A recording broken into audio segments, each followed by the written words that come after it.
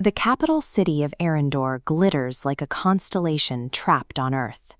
High above the sleeping streets, Prince Kael looks down at his home, raised with a single absolute purpose: to eventually inherit and protect this society. The millions of citizens living below him believe they are safe. A central myth keeps the empire compliant: the deeply held conviction that divine light, combined with the pure blood of the royal family, holds a subterranean evil firmly in check.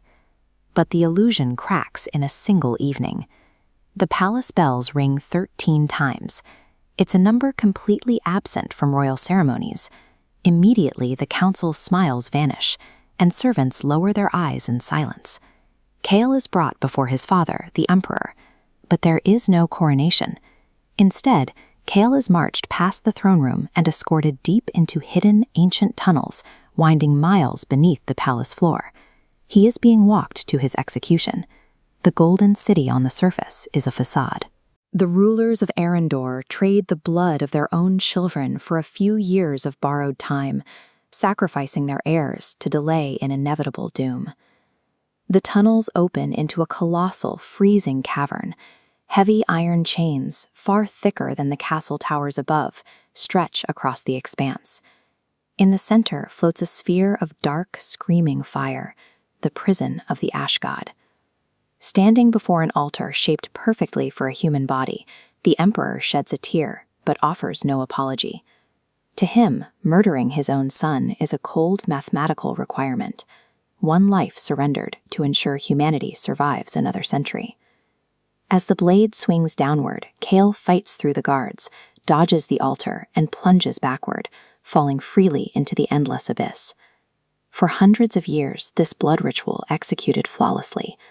By dodging the blade and falling into the dark, Kael survives. He introduces an unpredictable variable into a rigid, centuries-old equation, breaking the cycle entirely.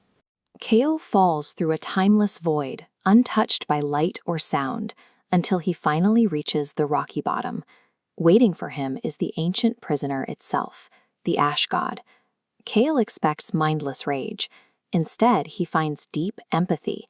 The entity is sad, lonely, and deeply perceptive. They share the exact same history of betrayal and imprisonment by the people they trusted. The Ash God reveals the terrifying truths completely hidden from humanity. The radiant gods the Empire worships, the ones supposed to protect them, they are already dead, their light entirely dissolved into nothing. The royal family has secretly maintained their power through fear and calculated lies. And the most horrifying revelation of all, as the royal sacrifices fall into the abyss, they don't reinforce the prison. The royal blood acts as a deadly parasite, actively corroding the heavy iron chains and progressively weakening the physical prison with every single generation. The empire is a failing containment system, and Kael's life was the fuel.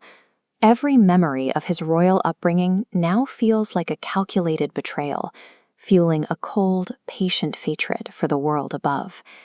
Deep below the earth, the final corroded chain snaps. The prison fails.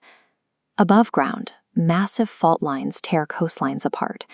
Dormant volcanoes spew ash, and the continent fractures under earthquakes. The abyss explodes upward. A massive pillar of dense black fire shatters the ancient foundations of the capital. Kael steps out of the inferno, his body now permanently fused with the ash fire. High on a balcony, the emperor stares down at the ruins. Father and son lock eyes through the smoke. Neither of them speaks. Words are useless against the horrifying reality that the sacrifice walked out alive. Kael raises a single hand. A lone ember drifts over the royal district. It detonates, instantly engulfing the massive palace in a roaring sea of fire.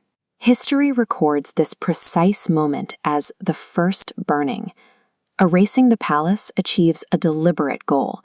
Kael is publicly burning down the physical symbol of the deception that ruled their world. Over the next 12 months, the global order collapses. Desperate kings forge fragile alliances, and holy armies mobilize to hunt down the man they now universally call the World Burner. The pursuit culminates on a vast, scorched plain.